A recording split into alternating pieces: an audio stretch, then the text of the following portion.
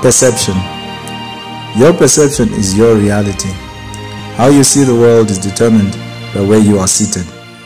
In the words of Stephen R. Covey. Your present reality has more to do with your position than with the objective reality. In order for you to change your reality, you may need to adjust your position.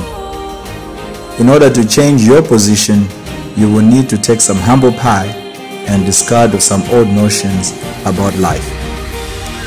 Many people fail to embrace new realities about life because they simply refuse to be moved from their long-term mental position on how to approach life.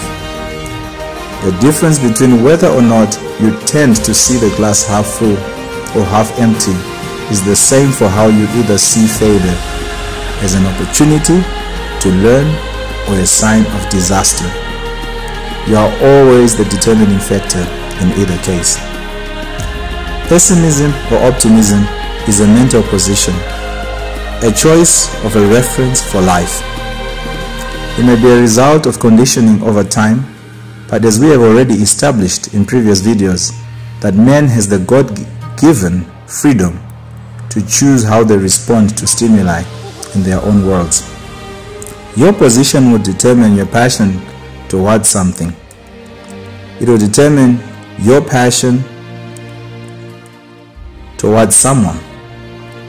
Should you, for example, perceive your work to be a burden that only needs to be done to pay the bills, then this worldview will create in yourself feelings of complacency and a bad attitude towards your job and anyone related to it. On the other hand, should you view your work as an opportunity to grow, to learn, to expand expertise and knowledge, then you will have quite the opposite attitude, resulting in a positive work ethic, and such is the power of perception. It is all about you. Either when relating to other people in life, we may from time to time have to consider how our actions, words and decisions will be perceived by others. A simple gesture of gratitude, such as a mere thank you, can be perceived differently by different persons, depending on the nature of relationship you have with the other person.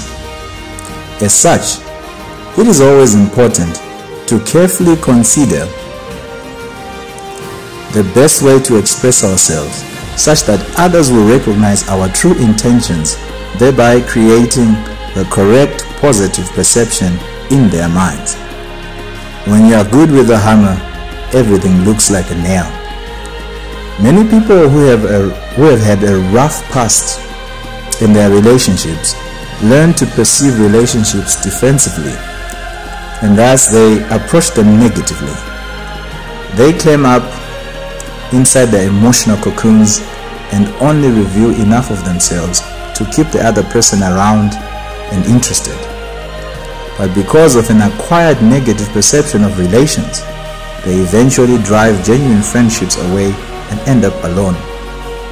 If they never change themselves first, they will continue to view every breakup as a self-fulfilling prophecy in itself. So keep the heart with all diligence, for out of it flows the issues of life. Proverbs 4 verse 23.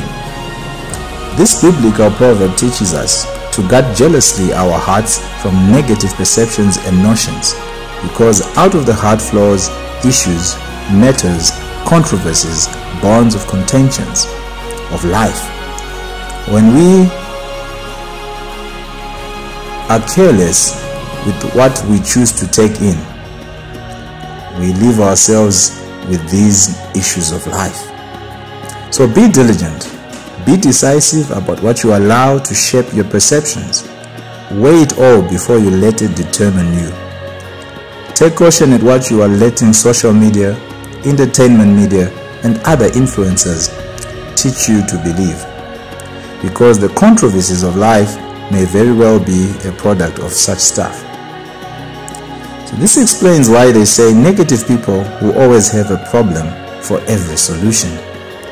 Their worldview stems from a negative perspective of things. This makes them highly sensitive to negativities. They catch them faster than they do positive things. Whereas positive people will always find some good even in the worst of situations, which helps them to realize a positive reality, whatever the case may be. It is really just a matter of choice that your reality would be or will not be.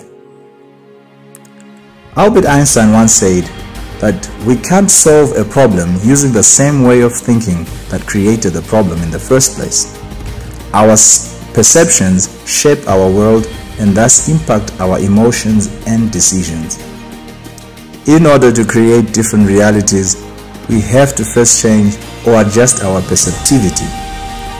The founder of IBM once said that success is on the other side of failure. It is all about how you perceive failure.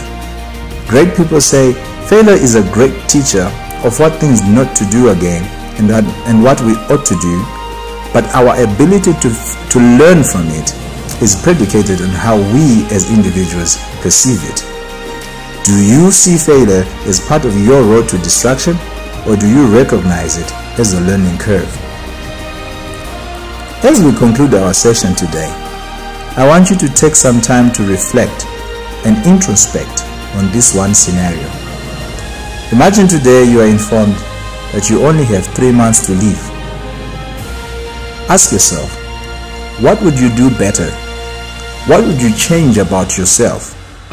What suddenly gets demoted from great value to much less, and then make some practical changes in your life? You know, you only live once in this world. It's amazing how near-death situations or crises, such as the pandemic we are having right now, have a way of changing the manner in which we view life. Our priorities totally change, and some very important issues like money and possessions become irrelevant as we suddenly realize the value of family and certain relationships were thrown under the bridge. We find ourselves regretting the relational bridges we burned down in youthful pride, and we abruptly come to terms with the extent of loss we incurred because of rash decisions and the folly of youth that thinks we know life better than those who have actually lived it. This brings us to the conclusion of our session on perception today.